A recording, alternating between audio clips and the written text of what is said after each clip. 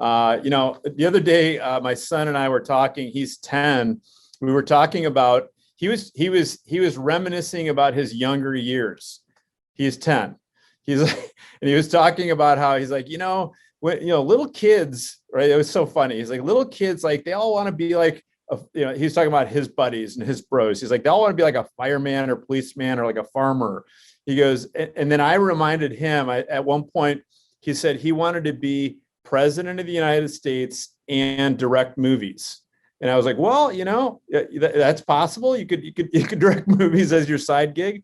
Well, now he wants to be in the NHL. That's like his number one thing. And so I guess at the end of the day, I was sharing with my niece who sold Cutco, quite a bit of Cutco also. I said, I changed my major 3 times in college and my job has nothing to do with my major.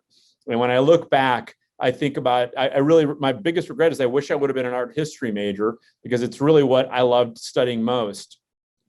What I want to talk to you about is 2022 and beyond. And the reason I started with that, story is that, you may have a sense of what you want to do later in life, and you may end up actually doing that.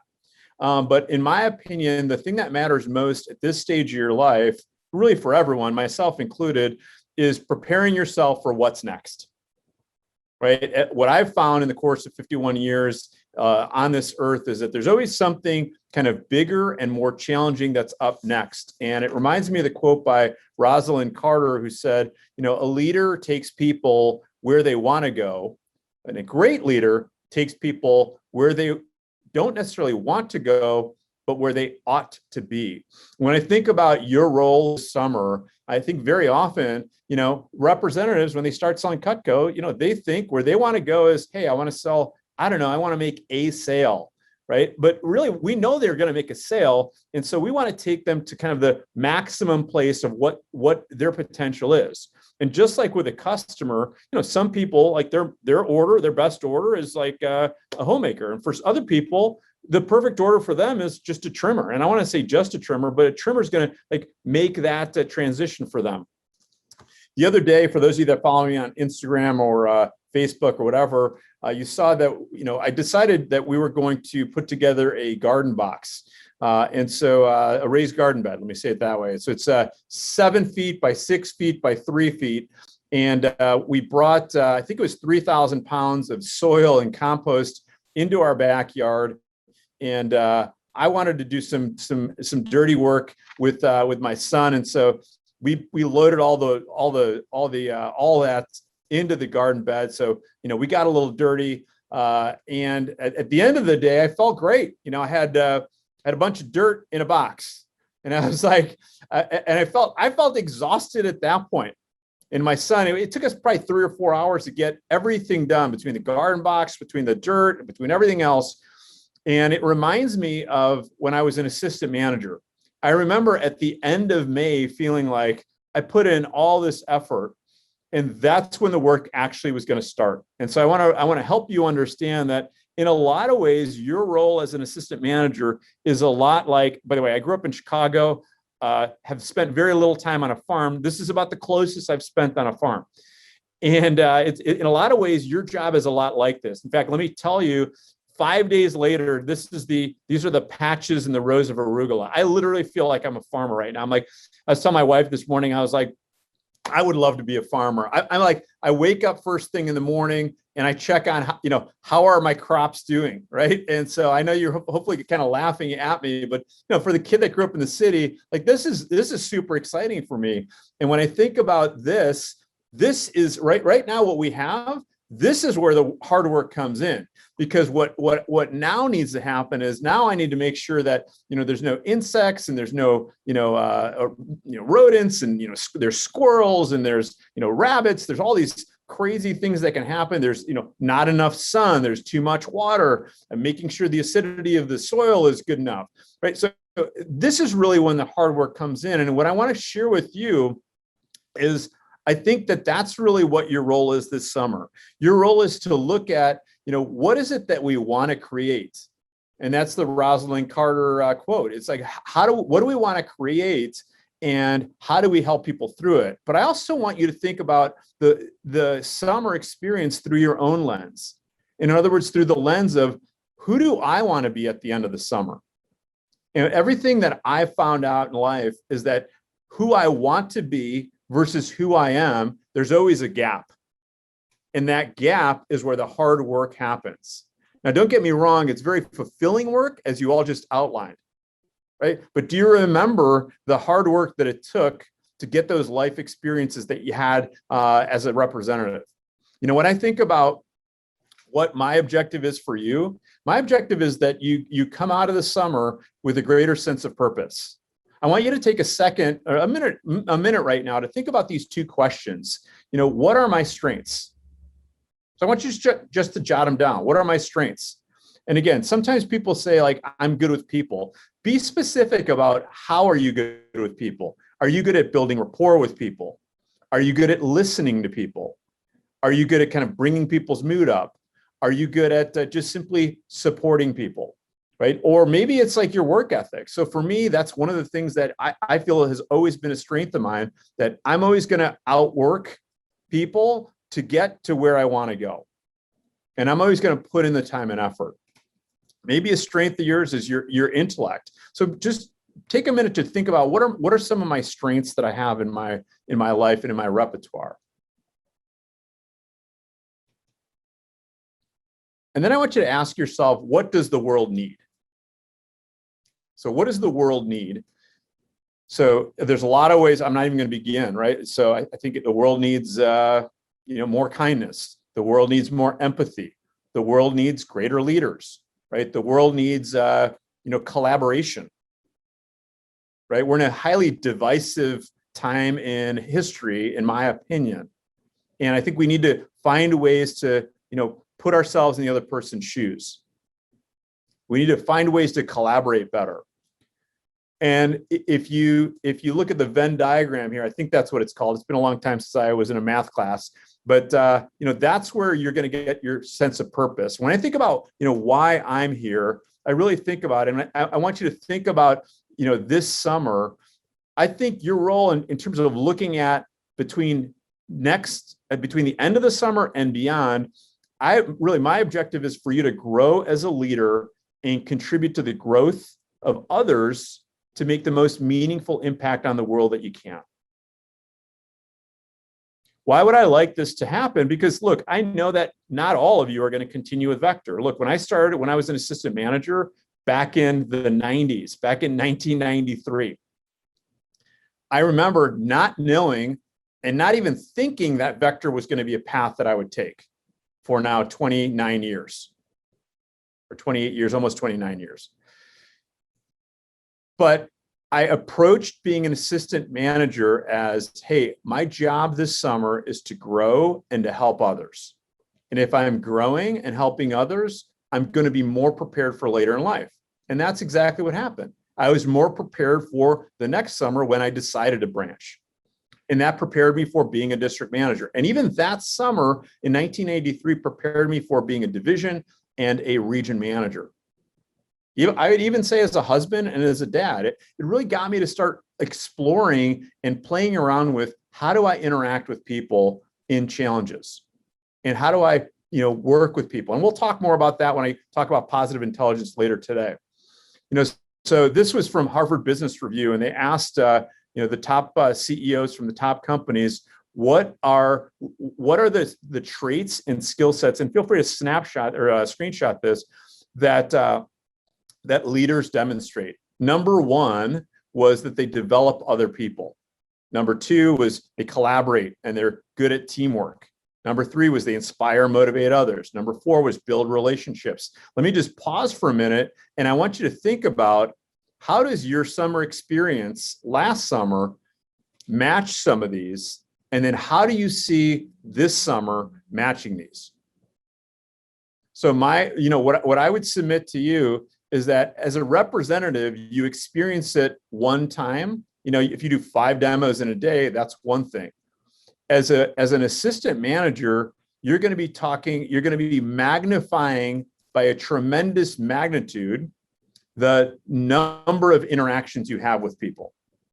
And so for those of you that have been assistant managers, you can look down this, bean row, and you can just start checking off, like, you're going to champion change. In other words, hey, I know you don't know how to do a like list, but that's really simple. Let me show you how, right? I know that you're going to help people drive towards results. I know you're going to need to take initiative. I know you're going to establish stretch goals for yourself. Maybe you've never had a $10,000 or $12,000 push or $20,000 push. Well, here's a great opportunity for you to play with it. Right? At our kids' school, they say that this is a mistake-making place. And I really want you to explore and challenge yourself to hit some of your stretch goals. So I want you to think about, how are the skills that I'm learning this summer going to really prepare me for, 2022 and beyond? When I think about successful people in their endeavors, Michael Phelps is one of the people that comes to mind. I had a friend just recently post on Facebook. He was talking about Vince Carter being the greatest dunker in NBA history, and then of course I had to throw my flex about Michael Jordan.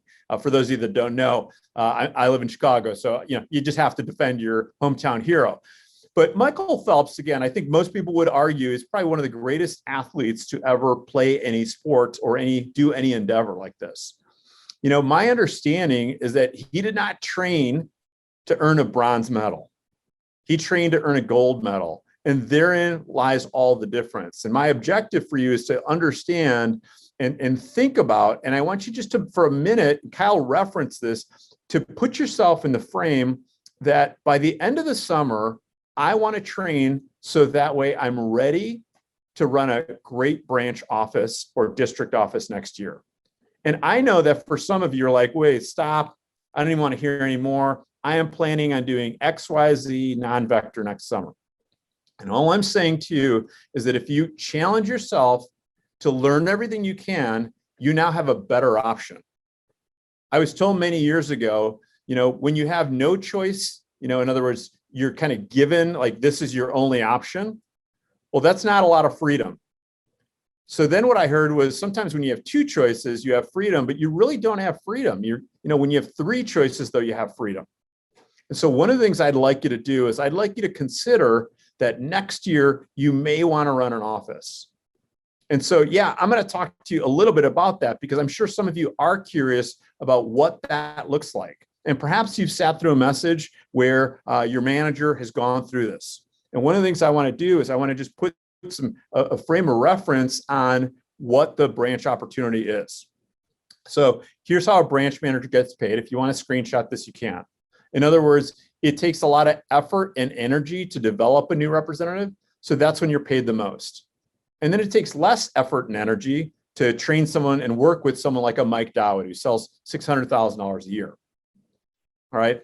So there's just a quick sense as to what the overrides are. Here's what I want to share with you. And it's really not since 1900. I should have put since the 1900s. Here's what the typical expenses were for a branch manager up until 2019. You'd pay for rent, you'd pay for mailers, you'd pay for fast starts, base pays, and literature like rope and leather, which, by the way, we'll talk about that in a minute. You'd pay for conferences that would typically be $150 to $250. There was text to schedule, which is the texting back and forth with the representatives, prospective representatives. There was also a sample kit, which none of you, I believe, were issued a sample kit. So when I started selling Cutco, I would schlep around a bag full of knives, get in my car, drive to a demo, and I'd like knock on the door. And sometimes it was like, oh, I can't. I remember once it was like, I can't do the appointment. I got to go. And I remember driving like half an hour. I was like, geez, that kind of, are you sure? They're like, yep. And I was like, okay, grab my sample kit, drove back home. Like in today's vector, it's so much better. It's like, oh, you can't do a demo? Hey, no problem. Boom, pick up the phone, and you probably could book an appointment within 5 minutes. There's the company trip, which next year it's to Australia and New Zealand, which is a once in a lifetime opportunity. I've never been to Australia or New Zealand. Most people I know have not been to Australia or New Zealand unless they went away while they were in school. Although I have a great friend from Australia and New Zealand, and he's just like, you're going to love it, mate. So that's what he said to me. All right, there's Craigslist and web, and there's some miscellaneous. So for most branches, for most of eternity and vector, they would spend somewhere between $11,000 to to $16,000. Now, here's what's radically different about branching today. Rent is a lot lower because back then we would have you get an 800 to 1,000 square foot space. Right now, it's like a 200 square foot space. So there are some branch managers that are actually spending less than $1,000 on rent. There's also conferences over the course of the summer are going to cost like $150. There's also no sample kits. So when you eliminate a lot of that, I'm going to get to this in a minute. The revenues for a manager that does $76,000. I don't know if you can see my cursor, but for the last several years, the average branch manager would do about $76,000. At about 19%, you can see they would make about $20,000 to $30,000 plus their own personal selling about $5,000. Now, I know I'm going through this really fast, and it's intentionally fast because this is not the main part of my message, but I'm sure some of you are curious about what is branch manager. And I get this question asked a lot by assistant managers. Obviously, district manager pay is better than this, and maybe it's not obvious to you, but it is. So the estimated profit for typical branch managers from 2017 to 2019, who would sell 76,000 and their assistants would personally sell another 5,000 and they would personally sell another 5,000, they'd typically make somewhere between $8,000 and $15,000. That was very often the case for many branch managers. In 2020, let me just tell you it changed everything. It radically changed everything. And some of you may have seen this slide before, but a predominant number of people made over $5,000. 43% of all branches, this is across the nation, made over $10,000. This is for their summer job. 30% made over $15,000, and even 12% made over $25,000. These were college students that at the end of the summer went back to school. Now, if I've intrigued you at all, again, talk to your manager. The reason I'm sharing all of this is because at the end of the summer, I want you to put yourself in a position where you have a choice to turn us down, not vice versa. Not where we're like, hey, you didn't prepare. We don't really think that you can run a branch office. All right. Hopefully I've intrigued you a little bit there, but now let me talk to you a little bit about just two last things. Well, by the way, here's the typical district manager. You can see that they grow. In other words, what I want you to understand is their sales typically grow year over year. This is their first 8 months, their first full year, second year, third year, fourth year. Here's what I want you to take away from this. Yes, people sell a lot of Cutco by year 4, but more importantly, the job is a job that nobody pops out of the womb screaming Cutco, right? So the job is a job that's a skill that is learned. So what I can tell you is at the beginning of the summer, you're going to feel like you're consciously incompetent. Like you're just going to know that you're making mistakes. But by the end of the summer, you're going to have developed a lot of skills where you're almost unconsciously competent. And you've all experienced that if you've played any sport or done tap dancing or whatever the case may be. Over the course of time, any skill is learned. And the same is true for our district managers, and the same is true for our assistant managers. What I want to share with you is if you do the summer right, it's probably going to be the most challenging summer of your life. Why? Because I put it in the post in the chat earlier, with great power comes great responsibility. And whenever you are put in a position of leadership, and I'm sure you've all been in positions of leadership, it's more challenging. Why? Because people are looking to you for answers. Because people are looking for you to be the example. And so the last thing I want to really share with you in my last 2 minutes that I've got here is some things that really are going to help you stay in a great frame of mind. If you ever heard me speak before, I oftentimes talk about the 5 things that scientifically improve your mood, and how I show up when I'm going to interact with someone really affects what their experience is. Right? So my intention is always good, but it doesn't always come across that way if I'm kind of stressed, if I'm reactive.